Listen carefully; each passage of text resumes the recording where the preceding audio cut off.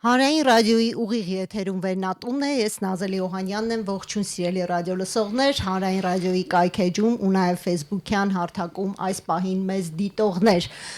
Հայկական կինոյի օրվան ընթരാճ այսօր առիթ ունենք խոսելու Հայաստանի կինոյի հիմնադրամի տնօրեն Դավիթ Բանուչյանի հետ, ողջույն, շնորհակալություն մեզ հյուրընկալվելու համար։ Բարև ձեզ, շնորհակալ եմ հյուրընկալելու համար։ Ապրիլի 16-ը նշվում է որպես հայ կինոյի օր։ Կինոյի օրը իմաստավորելու համար առաջին բանը, որ պիտի անենք, թերևս հայկական ֆիլմ դիտելն է, չէ՞։ Այսպես եւ արդեն թվայնացված գիտենք, որ շոր եւ շորշոր ֆիլմն է ներկայացվելու ու նաեւ հետաքրքիր է, որ ժամանակակից երաժշտական, այսպես լուծումներով, ձևավորմամբ գիտենք, որ Վահագն Հայրապետյանը մեր ջազմեն հայտնի նույնպես այդտեղ ներգրավված է։ Եկեք այդ մասին խոսենք, թե շոր եւ շորշորը իր այսպես ասած 100-ամյա ճանապարհով ուր է եկել հասել եւ այսօր ոնց է ներկայանալու հանդիսատեսին։ Դե գիտեք, շորշորը հայկական առաջին կոմեդիան է, այսպես ասած, եւ մենք շատ էինք ուզում, որ Հայաստանի ուրեմն ապրիլի 16-ին կինոյի օրվան համար հատուկ ծրագիր այսպես լինի, բավական երկար ժամանակ մտածում էինք, երբ պիտի պրեմիերան անենք Շորն ու շորշորի եւ իհարկե կարեւոր է, որ հենց այս Շորն ու շորշորը հենց ապրիլի 16-ին ենք ցուցադրում, այո, Վահագն Հայրապետյանի մշակմամբ է երաժշտությունը եւ շատ հետաքրքիր աշխատանք է, կարծում եմ աշխատանք ենք իրականացրել միասին։ Ես մենակ կարող եմ ասել, որ ապրիլի 16-ին ամենակարևոր կոչը, որ անում եմ մարդկանց, բոլորս դեպի կինոթատրոններ, բոլորս գնում ենք ֆիլմեր դիտելու, կապ չունի ինչ ֆիլմեր ենք դիտում ընդհանրապես, հայկական կլինի, օտար կլինի, մենք գնում ենք ֆիլմեր դիտելու։ Իհարկե բոլորին նաև հրավիրում եմ կինո Մոսկվա վաղը ժամը 5-ին Շորն ու շորշորի ցուցադրությանը, տոմսերը տոմսարկղերում են, խնդրեմ, համեցեք, գնեք, եկեք, դիտեք, սա շատ կարևոր է։ Եվ նաև ուզում եմ ասեմ, որ Շորն ու շորշորով մենք սկսում ենք ծրագիր, այսինքն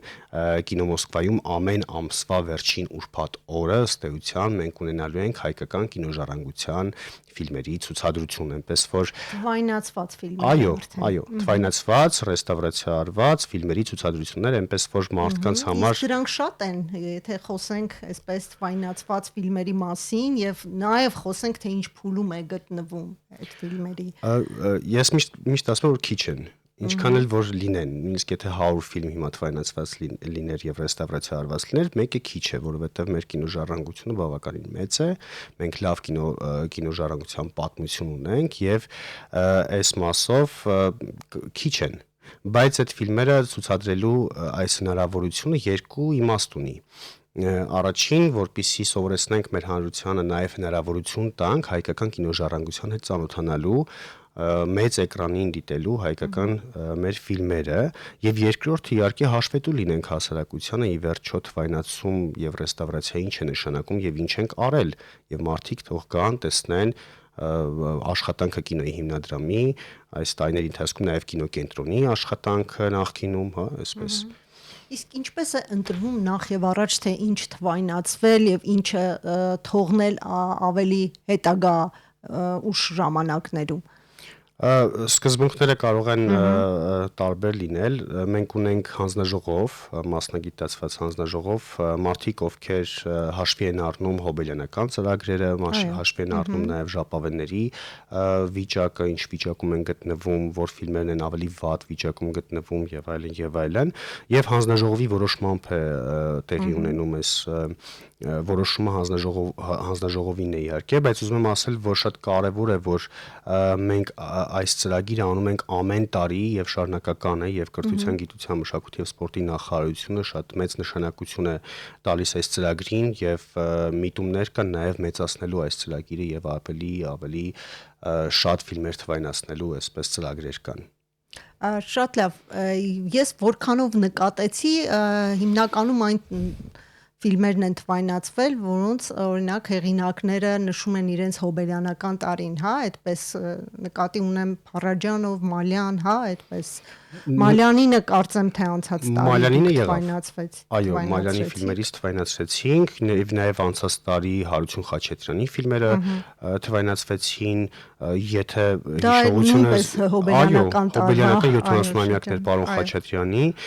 եւ ֆիլմերը թվայնացվեցին եւ շատ մեծ միջոցառում եղավ ֆրանսիական Պոբիդուում, ռետրոսպեկտիվ եղավ ցուցադրություն ֆիլմերի, ինչի համար պետք է կարծում եմ շնորհավորել ոչ միայն պարոն Խաչատրյանին, այլ նաեւ մեր բոլոր կինոգործիչներին, որովհետեւ դա շատ բացառիկ միջոցառում էր եւ այս տեսակ միջոցառումները կարծում եմ պետք է շարունակական լինեն եւ այդ ուղղությամբ իհարկե աշխատում ենք։ Շատ լավ, եթե օրինակ խոսենք բացի թվայնացումից ինչ է տարվում, ինչ աշխատանք է տարվում կոնկրետ ֆիլմի հետ, հետազոտական աշխատանքներ, նաև ֆիլմերի անձնագրային տվյալները այսպես հավաքագրելու ու նաև հանրությանը ներկայացնելու։ Օրինակ յուրաքանչյուր ֆիլմ ինչ ճանապարհ է անցնում կամ անցնելու։ Նկատի ունեք կինոժառանգության ֆիլմերը։ Այո, ժառանգություն նկատի։ Մենք հիմա մեծ ծրագիր ունենք ֆիլմերի կատալոգիզացիա ստեղծելու, կատալոգիզացիա ենք իրականացնում ըստ էության այս պահին եւ այդ ծրագիրը իրականացնում ենք մեր միջազգային ամենակարևոր գործընկերոջ կողմից տրամադրված չափորոշիչներին համապատասխան, դա FIAF-ն է, հրապարակային են իրականում այդ չափորոշիչները, բայց նաև հիմա անցել ենք հաջորդ փուլ եւ պետք է որոշում կայացնենք թե այսպես կատալոգիզացիայի համար որ համակարգն ենք ընտրելու, որ մեխանիզմն ենք ընտրելու, որպեսզի պահպանենք նախ ժառանգությունը եւ երկրորդ նաև հանրայնացնենք կինոժառանգությունը։ Դրանք թղթային արխիվներ են, լուսանկարներ են, ֆիլմեր են իհարկե, դրանք կարող են լինել հարցազրույցներ, միջազգային ցուցադրությունների մասին տեղեկատվություն։ Դիցուք չգիտեմ, Լոնդոնում ցուցադրվել է մի ֆիլմ, որի մասով գտել ենք տպագիր ինչ-որ մամուլում հրապարակված 60-ականների ինչ-որ նյութ։ Այդ ամբողջը արխիվացվել է։ Այո, այս ամեն ինչի համար կա մեխանիզմ, որը մենք կատալոգիզացիան է, այսինքն սա, որ մենք իրականացնում ենք, որպեսզի հեշտ լինի մարդկանց նաև ուսումնասիրել այս նյութերը։ Իհարկե, ժամանակի ընթացքում նաև սա կլինի հանրային դաշտում, կունենանք հարթակ, որտեղ մարդիկ հնարավորություն կունենան այս նյութերին ծանոթանալ եւ նյութերի հիման վրա միգուցե ապագայում հույս ունեմ, որ կլինեն գիտնականներ, ովքեր կտպագրեն ինչ որ գիտական այսպես նյութեր կտպագրեն եւ այս շատ կարեւոր փուլ է, այսինքն մեզ համար առաջին հերթին հանրայնացնել այն ինչ որ ունենք, իսկ որպեսզի հանրայնացնենք, պիտի գույքագրենք ինչ ունենք։ Այդ գույքագրման ընթացքում ենք հիմա։ Այո, իսկ որքան կտևի ըստ ձեզ։ Երբեք չի ավարտվել։ Իսկապես այն տեսակ աշխատանքը, որ անդադար լինելու է, այդ նույն բանն է, ոնց որ արխիվի աշխատանքը այդպես է, երբեք չի ավարտվում։ Երբ մենք հնարավորություն կունենանք օրինակ արխիվից օգտվել, հետազոտել, օրինակ շատ կարևոր է մեզ համար խորհրդային ժամանակը հասկանալու համար նաև խորհրդային կինոն ուսումնասիրել։ Իհարկե, մեր ծրագրով նախատեսել ենք 27-28 թվականներին արդեն ունենալ հարթակ, որտեղ մենք կսկսենք հրապարակել նյութեր։ Այսպես, այսինքն սկզբում կատալոգիզացիան սերվերային, այսպես տնտեսությունը ստեղծենք, հետո արդեն հարթակը ստեղծելու մասին մտածենք։ Կուզեի նաև խոսեինք, թե որ ինչ օրինակ ինչ փուլում է գտնվում ձեր հաշվի առնելով, որ հայ ֆիլմի իրավահաջորդն եք դուք, նաև կուզեի խոսեինք, թե որտեղ է այդ պատասխանատվությունը նաև հայ ֆիլմի ժառանգությունը առհասարակ ներկայացնելու եւ արդյոք կան այդտեղ արժեք, որով առաջնորդվում եք եւ կան այդտեղ սահմաններ, որը չեք անցնի, այսպես։ Գիտեք, մի հատ սահման կա, որը երբեք չենք անցնի հաստատ, որոշել թե որ նյութն է արժեքավոր եւ որը ոչ։ Դա մեր աշխատանքը չի, դա մասնագետների աշխատանքն է։ Այդ սահմանը մեզ մոտ հստակ է, որ մենք չենք անցնելու։ Մեզ համար կարևոր է ցանկացած կտոր մեր արխիվի։ Դա կլինի, չգիտեմ, մասնագետների կարծիքով ոչ այնքան հաջող ֆիլմ, ոչ այնքան պատմության տեսանկյունից հետաքրքիր, այդ իրենք թող որոշեն։ Մեզ համար կարևոր է մեր կինոժառանգության պահպանությունը եւ հանրահռչակումը։ Մենք զբաղվենք դրանով եւ կինոգետները թող զբաղվեն արդեն նյութերով, թող ուսումնասիրեն։ Մեր համար սկզբունքը հետեւյալն է՝ պահպանում ենք այն ամենը, ինչ որ ունենք։ Շատ լավ, եկեք խոսենք նաև արտադրությունից, որովհետև դա շատ կարևոր էլի մաս է մեր կինոյի հիմնադրում։ Բայց մի հատ լավ նորություն ասեմ, նոր ասենք առաջ, որովհետև 25 թվականին հետաքրքիր մի քանի հետաքրքիր ծրագրեր եղավ, հենց կինոժառանգության հետ կապված, կարծում եմ հետաքրքիր կլինի։ 25 թվականին մենք ստեղծեցինք այսպես փոքրիկ ձայնային լաբորատորիա, հենց հանրային ռադիոյի օգնությամբ, պարոն Իսպիրյանի օգնությամբ ստեղծեցինք եւ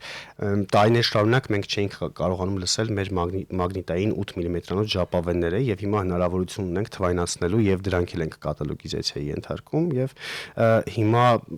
այդ տրամաբանության մեջ արդեն Վարան Փափազյան, Պարույր Սևակի եւ Մարտիրոս Սարյանի ձայնային գրառումներ էսպես ունենք մեզ մոտ հնարավոր է որ հանրային ռադիոյում էլ են պահպանվում եւ սրանք կոպիաներ են մենք չգիտենք այսինքն պետք է միասին աշխատենք, բայց այն, որ մենք արդեն կարողանում ենք լսել եւ գույքագրել, թե ինչ ունենք մենք, այդ գործընթացը սկսել ենք։ Սա մի կարևոր ծրագիր էր, որ մենք արեցինք, եւ երկրորդ այսպես նշանակալի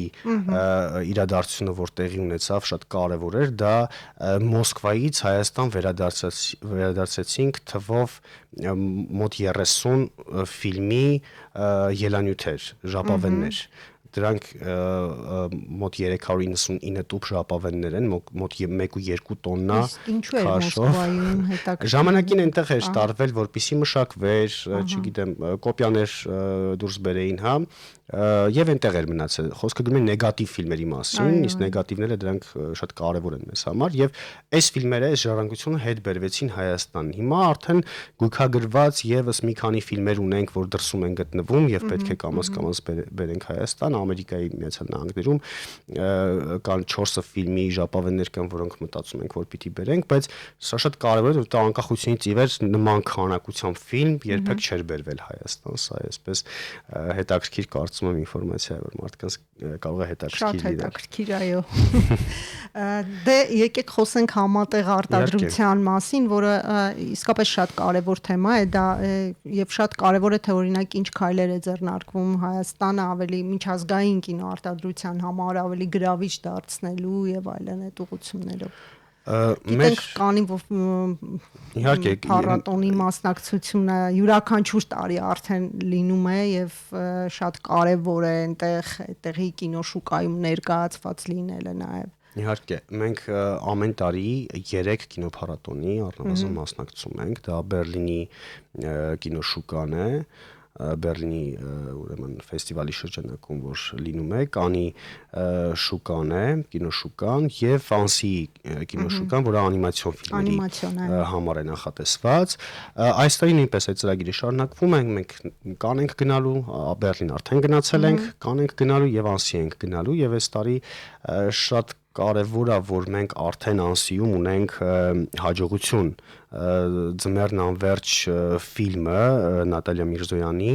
ընդգրկվել է կարճամետրաժ ֆիլմերի հիմնական մրցույթային ծրագրում։ Սա արդեն իսկ մեծ հաջողություն է մեզ համար, չնայած ես վստահ եմ, որ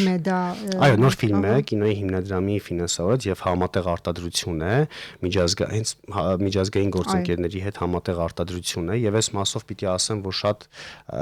լավ ցուցանիշներ եմ տեսնում մեր արտադրողների եւ միջազգային մեր գործընկերների միջև, այսինքն տեսնում եմ, որ համատեղ արտադրությունը զարգանում է, մարդիկ աշխատում են միասին։ Մեր հիմնական միտքը հետեւյալն է, մեր հիմնական ծրագիրը հետեւյալն է, որքան հնարավոր է շատ երկրների հետ ունենալ լավ հարաբերություններ եւ ստեղծել հնարավորություններ պրոդյուսերների համար շփվելու։ Օրինակ անցած տարի Հունաստանի հետ ուրեմն կնքեցինք հուշագիր համատեղ արտադրության այսպես խթանման մասին հուշագիր ստորագրեցինք տիկին Ժաննա Անդրեասյանի հետ միասին այց եղավ Հունաստան եւ դրանից հետո սկսվեցին հայ-հունական ինչ-որ ծրագրեր։ Եվ այդ մեր համար շատ կարեւոր է, որովհետեւ հուշագրերը չեն մնում ուղղակի ստորագրված, այսինքն որոշակի աշխատանք իրականացվում է այդ ուղղությամբ։ Եվ արդեն իսկ գիտեմ, որ կան արտադրողներ, հայ արտադրողներ, որ հույն գործընկերներ ունեն ու աշխատում են միասին, եւ մենք եւ հույն մեր գործընկերները հաճելիորեն զարմացած ենք, եւ իրենք իրականացրեցին նաեւ լավ հետաքրքիր մի ծրագիր, հրավիրեցին հայ պրոդյուսերներին Հունաստան, ծանոթացրեցին հույն պրոդյուսերների հետ եւ նույնը կարծում եմ մենք կանենք եկող տարի արդեն կանենք այդ ծրագիրը, այսինքն ստեղծենք հնարավորություն, որպեսզի մարդիկ շփվեն իրար հետ, ներկայացնեն ծրագրեր միմյանց եւ փորձեն իրար հետ նոր ֆիլմեր արտադրել։ Մեր հիմնական նպատակը դա է։ Իսկ այդ փառատոնների եւ կինոշուկայի մասնակցությունը ընդլայնվում է, թե մնում ենք դեռ մենք այդ կլասիկ դասական այդպես կինոփառատոնների ընդլայնելու ենք այն առումով, որ եւս երկու փառատոն կա, որին մասնակցություն ուզում ենք ունենալ, որովհետեւ մասնակցությունը ինչ է նշանակում կինոյի հիմնադրամը այս բոլոր փառատոներում, շուկաներում, այսպես ասած, ունենում է իր տաղավարը, Հայաստանը այսպես ունենում է իր տաղավարը, որտեղ հայ արտադրողները հնարավորություն ունեն հանդիպումներ կազմակերպել, քննարկումներ կազմակերպել, հա, ես այսպես եմ ասում, որ միշտ հայտարարելուց ասում եմ կինոգործիչները կանում ունեն իրենց հասցեն։ Դա Հայաստանի տաղավարն է։ Համեցեք տաղավար եւ քննարկումները ձեր կազմակերպեք Հայաստանի տաղավարում։ Դուք այստեղ դեսպանատուն ունեք, այսպես ասած, մենք դեսպանի գործառույթներ ենք իրականացնում Կանի շուկայում։ Համեցեք դեսպանատուն, ձեր համաձայնությունները ձեռք բերեք հենց այստեղ, հենց այս տարածքում, այսպես։ Եթե խոսենք մեր բովանդակության մասին, ընդհանրապես մեր կինոպրոդուկտի արտադրության մասին, ինչպես է գնահատում յուրաքանչյուր տարի ինչ մասշտաբի, այսինքն ովքեր են դիմում, ինչ նախագծերով եւ ինչպես է կատարվում ընտրությունը առհասարակ։ Գնահատական չեմ կարող տալ, սահմանափակված եմ պաշտոնով, այսպես ասած, բովանդակությանը որևէ գնահատական չեմ կարող տալ, բայց կարող եմ ասել, որ սկզբունքային է, որ նախորդ տարիների հետ այդ ցուցանիշները ինչպես են փոխվել։ Շատ է զարգացել, ես հիմա թվերը չեմ հիշի, բայց շատ փառատոների են մասնակցում հիմա հայ պրոդյուսերները, հայկական ֆիլմերը շատ փառատոների են մասնակցում, ունենում են հաջողություններ եւ դրանով իսկան հռչակում են հայկական կինոն եւ նաեւ Հայաստանը, դա շատ կարեւոր է, շատ բարձր է իրականում, ամեն տարի աճում է։ Բովանդակային առումով մի բան կարող եմ ասել, որ սկզբունքը հետեւյալն է, որ պետք է որ մասնագետները ընտրեն ֆիլմերը։ Եվ այս մասով մենք կարծում եմ, որ աշխատանք ունենք անելու, շատ կարևոր է, որ այդ մասնագետները ֆիլմ ընտրելուց հաշվի առնեն ֆիլմի գեղագիտական, այսպես է, գեղարվեստականությունը, ոչ միայն առևտրային հնարավորությունները, այսպես ասած, հա։ Ես միշտ ասում եմ, որ արվեստը դա նաև բիզնես է, եւ մենք պետք է ամեն ինչ անենք, որ արվեստը վաճառվի, այսինքն ֆիլմը անկախ ամեն ինչից հեղինակային ֆիլմ է, թե հեղինակային ֆիլմ չէ, պիտի դա վաճառվի։ Եվ ես այդ ուղղությամբ կարծում եմ, որ ունենք աշխատանք անելու, որտեղ մենք, տեսեք, Հայաստանում կինոթատրոններ շատ չունենք, Փառք Աստծո Նայիրի կինոթատրոնը հիմա բացվեց, բայց մենք այս պահին չունենք կինոթատրոններ, որտեղ մեր արտադրողները կարող են ֆիլմերը վաճառել։ Իսկ ֆիլմերը կինոթատրոնների համար են, հեռուստատեսային չեն, այլ ֆորմատ է։ Ինչպես որ թատրոնն է, որտեղ ներկայացումներ են բեմադրվում, նույն ձև ուրեմն կինոթատրոններն են, որտեղ մարդիկ պետք է գնան եւ ֆիլմեր դիտեն։ Եվ դրա համար մենք հիմա այս ծրագիրը անում, Արի հայ կինոյի աշխարհ էս խորագրով էս ծրագիրը Կինո Մոսկվայի հետ անում, որպեսզի մարդկանց կամաց բերենք կինոթատրոններ նաև դասական ֆիլմեր դիտելու, հեղինակային ֆիլմեր դիտելու, կինոթատրոններում ֆիլմ նայելու մշակույթն եք նաև այսպես զարգացնում։ Ոչ միայն այսինքն ժամանցային ֆիլմեր, ես դեմ չեմ ժամանցային այսպես ֆիլմերին, հա, որտեվ իրենց հերթին զարգացնում են կինոտնտեսությունը, դա շատ լավ է, նորմալ է, բայց նաև մեր հասարակությանը սովորեցնենք դասական ֆիլմեր նայել եւ նաեւ հեղինակային ֆիլմեր նայել։ Հայկական դասական ֆիլմերի մասին է խոսքը։ Ազգային էսպես, ազգային ֆիլմերի մասին է խոսքը։ Իսկ արդյոք հայկական դասական ֆիլմերը այսպես հանդիսատես ունեն ձեր կարծիքով այսօր։ Կարծում մնում են եմ սպասված եւ արդյոք այդ ֆիլմերը արդիական են այսօր այսօրվա մարդու խնդիրների մասին են խոսում բոլոր արձագանքում հեղինակային ֆիլմերը խոսում են այսօրվա խնդիրների մասին եւ բարձրաձայնում են հարցեր, որոնք մեր բոլորի համար հարազատ են։ բոլոր ժամանակների համար Նաեւ բոլոր կարելի ժամանակների ասել։ համար։ Ուզում եմ ասել, որ հեղինակային ֆիլմը դա երկխոսություն է մարդու եւ մարդկանց միջեւ, մարդու եւ մարդու միջեւ երկխոսություն է։ Այդ երկխոսությունը տեղի չի ունենում, որովհետեւ լսողը կարծում եմ սովոր չի լսել այդ լեզուն, այսինքն այդ լեզվին չի տիրապետում։ Այսինքն, եթե ես ինչ-որ մեկը գա եւ ինձ հետ ճապոներեն խոսա, ես դժվար թե հասկանամ, թարգմանչի կարիք կունենամ։ Այդ թարգմանիչը մենք պետք է լինենք, պետք է սովորացնենք մեր հասարակությանը, թե ինչպես հասկանալ հեղինակային ֆիլմերը, պետք է կամաց։ Մենք տեսեք անցած տարի 40 ցուցադրություն ենք իրականացրել բոլոր մարզերում։ Եվ գրեթե բոլոր տեղերում շատ լավ մարդիկ հետաքրքրված են բերել իրենց այս դաշտ ֆիլմեր ցուցադրել շատ բարդ է, բայց երբ որ բերում ես հասցնում ես այնտեղ որ պետք է նստի եւ ֆիլմը նայի եւ զրուցում ես իր հետ, սկսում են կամաց հասկանալ, սիրել։ Իսկ մարդիկ իրենց գրպանից կվճարեն այն ֆիլմերի համար, որոնք բազմիցս տեսել են օրինակ հեռուստատեսությամբ։ Կվճարեն, որտեվ այդ գոյություններ ժամանակին հեռուստաթատրոն, այսպես ֆորմատ, չէ՞, բայց մարդիկ գնում էին կինոթատրոն, ուրեմն ներկայացումներ դիտելու, որտեվ այս մշակույթը կինոթատրոնային կամ թատրոնային մշակույթը այլ է, սա սոցիալական շփման, այսպես վայր է, որտեղ մարդիկ կարող են ֆիլմը դիտելուց հետո դուրս գալու ճանապարհին ներողություն քննարկել ֆիլմը, զրուցել տարբեր հարցերի շուրջ, ֆիլմի մասին զրուցել, այսինքն այս տանից դուրս գալու այսպես գնալ ինչ-որ մի բան, ես մի քիչ կենցաղային օրինակ նույնիսկ կարամ բերեմ, այսօր բոլորը հնարավորություն ունեն սնունդ պատվիրել տուն, բայց չգիտես ինչի մարդիկ սիրում են գնալ սրճարաններ, ռեստորաններ, շատ կենցաղային եմ ասում, ես համաձայն եմ համեմատելի չի ընդհանրապես մշակույթի հետ, բայց մարդը չի կարող հավերժ տունը դատապարտված լինել հեռուստացույցի առաջ, այսպես ինքն էլ է ուզում գնա ինչ որտեղ մարդկանց հետ շփվի, այս լրիվ այլ մշակույթ է եւ այդ մշակույթը կարծում եմ որ մենք պետք է վերականգնենք կինոթատրոնային այսպես։ Նաև պիտի հանրության հետ աշխատանք տարվի, որպեսզի մարդիկ նաև տարբերությունը հասկանան ինչ է նշանակում ֆիլմը, հեռուստատեսությամբ ֆիլմ դիտել ու նաև մեծ էկրաններին նայել նույն ֆիլմը, օրինակ նույն շոր եւ շորշոր ֆիլմը։ Իհարկե, շատ դժվար է մարդկանց, իսկապես դժվար է մարդկանց բերել կինոթատրոն, որպեսզի շոր ու շորշոր նայի։ Իսկապես շատ դժվար բան է, բայց մենք փորձում ենք հիմա տարբեր մարդկանց հետ համագործակցելով մարդիկ ովքեր հեղինակություն են հասարակության համար, այսպես ինչպես ինֆլուենսերներ են, չէ, ասում, չէ, ես շատ հեռու եմ իրականում ես ինտերնետային աշխարհից, բայց ինֆլուենսերների միջոցով փորձում ենք տարածել այս ինֆորմացիան եւ իրենց միջոցով հրավիրել մարդկանց կինոթատրոն, որպեսզի տոմսեր գնեն, գան կինոթատրոն, դիտեն շորն ու շորշորը, դիտեն մենք ենք մեր սարերը, հա, ճանապարհ ենք անցնում, սովորում ենք մեր սխալների վրա, փորձում ենք այնպես անենք, որ մարդիկ գան, ամեն ինչ պիտի անենք սրա համար, ամեն ինչ։ Շատ լավ, Դավիթ, եթե այսպես նայենք ընդհանրապես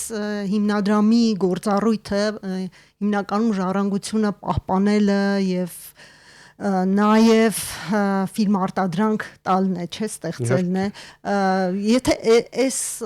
ֆոնի վրա այսպես փորձենք հասկանալ, ունի այսօր հիմնադրամը որևէ տեսլական, որին sense կամած այսպես քայլ առ քայլ փորձում է գնալ։ Ունենք տեսլական, նախ պիտի ասեմ, որ մենք սկզբունքային հարց է, որ մենք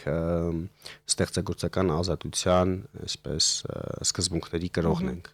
եւ շատ կարեւոր է, որ մենք ֆինանսավորենք ֆիլմեր, որոնք հեղինակային ֆիլմեր են, հա, եւ այս տրամաբանության մեջ մենք անցած տարի 25 թվականի ավարտին կինոգործիչների հետ մշակեցին կանոնակարգ, համատեղ մշակեցին կանոնակարգ եւ առաջիկա մրցույթը ֆիլմերի ֆինանսավորման արդեն այս կանոնակարգով կիրականացնենք, եւ խոսում են դրա մասին, որ մենք իսկապես պատրաստ ենք ամեն ինչ անել, որպեսզի ստեղծագործողները իրենց ազատ զգան իրենց ստեղծագործությունների մեջ եւ ընտրվեն ֆիլմեր, որոնք դառնալու են ժամանակի ընթացքում Հայաստանի կինոժառանգությունը։ Ի վերջո բոլոր ֆիլմերը, որոնք հիմա ստեղծվում են, դրանք լինելու են մեր ժառանգությունը։ Վատ ֆիլմեր ստեղծվեն, վատ ժառանգություն կունենանք։ Լավ ֆիլմեր ստեղծվեն, լավ ժառանգություն կունենանք։ Մեր առաջին նպատակը հետևյալն է՝ հնարավորինս անել այնպես, որ կինոյի ոլորտում բոլոր ուղղություններով ունենանք ֆինանսական հնարավորություն, ֆինանսավորելու հնարավորություններ։ Եվ այս է պատճառը, որ մենք ըստ էության տարիներ շարունակ ամեն ինչ արեցինք, որպեսզի նաև Հայֆիլմ կինոստուդիան վերադառնա կինոգործչին։ Եվ բոլորովին վերջերս ուրեմն կառավարությունը որոշում կայացրեց, որ լիազոր մարմինը այլևս Հայֆիլմ կինոստուդիայի լինելու է Կրթության, գիտության, մշակույթի եւ սպորտի նախարարությունը, եւ պարզ է, որ եթե նախարարությունն է լիազոր մարմինը, այդ տարածքում միայն կարող է լինել կինոտնտեսության զարգացմանը ուղղված ուրեմն ծրագրեր։ Դա ինչ է ընդհանրում այդպես, եթե այսպես շատ կարճ փորձենք։ Բարդ հարց է այս փուլում, որովհետև հիմա գույքագրման փուլում ենք, թե ինչ ի վերջո ինչ պետք է լինի Հայֆիլմ կինոստուդիան, եւ նաեւ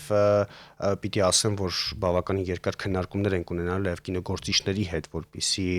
այնպիսի բան չլինի Հայֆիլմ կինոստուդիային, որ խանգարի նաեւ իրենց աշխատանքներին, հա, այսինքն պիտի ասեմ, որ շատ երկար ճանապարհ եմ սպասում Հայֆիլմ կինոստուդիան վերագործարկելու, բայց միտքը հետևյալն է, որ Հայֆիլմ կինոստուդիան գործելու է որպես կինոտնտեսության տարածություն, այսպես զարգացման տարածք, որի ֆինանսական արդյունքները լինելու են նաև մեր կինոգործիչների ապագա ֆիլմերի բյուջեները։ Այսինքն այնպես պիտի անենք, որ ֆինանսական ուղղությունները մենք շատ ուզում ենք, որ կինոկրթություն ֆինանսավորենք, հա, չգիտեմ, դրամաշնորհներ տանք երիտասարդներին, ովքեր կգնան արտերկիր կսովորեն, կամ միգուցե արտերկրից դասախոսներ բերենք Հայաստան, այստեղ դասավանդելու։ Մենք շատ ուզում ենք, որ զարգանան կինոկրթությունը, եւ այս մասով մենք Երևանի թատրոնի եւ կինոյի պետական ինստիտուտի հետ իհարկե աշխատում ենք եւ միասին ծրագրեր ենք մշակում։ Շատ ուզում ենք հանրահռչակման ծրագիր առանձին ունենալ, այսինքն այն բոլոր ֆիլմերը, որոնց մենք ֆինանսական աջակցություն ենք տրամադրում, նաև առանձին հանրահռչակման աջակցություն տանք, ֆիլմերի ուրեմն հանրահռչակման աջակցություն տանք, որովհետև մի բան է, երբ որ դու արտադրում ես,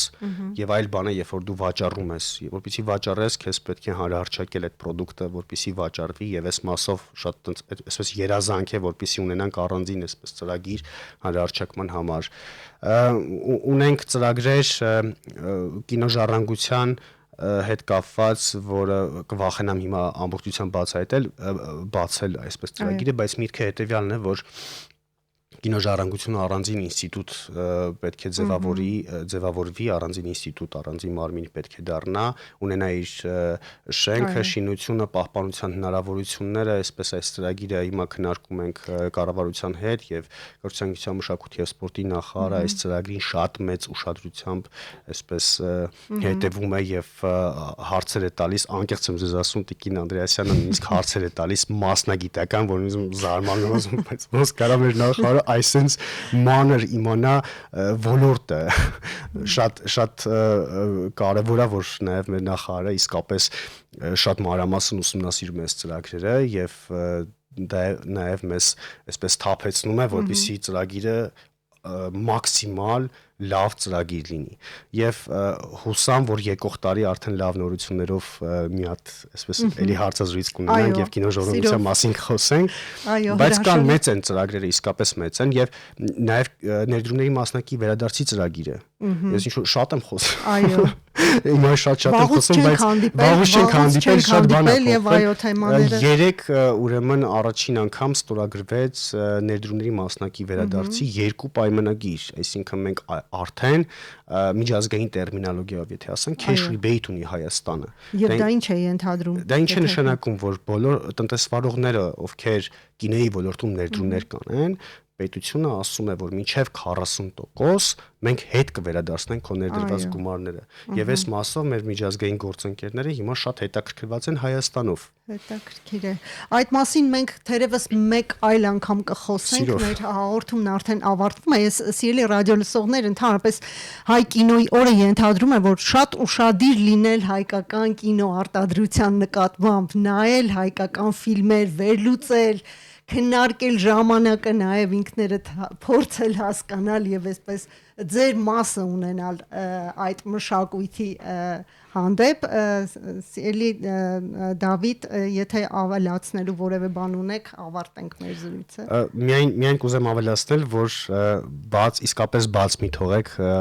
վաղվա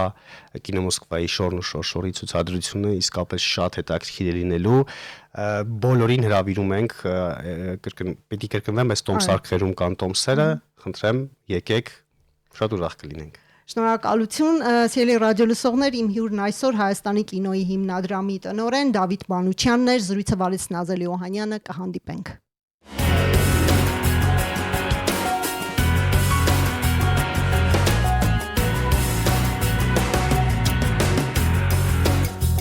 Վերնատուն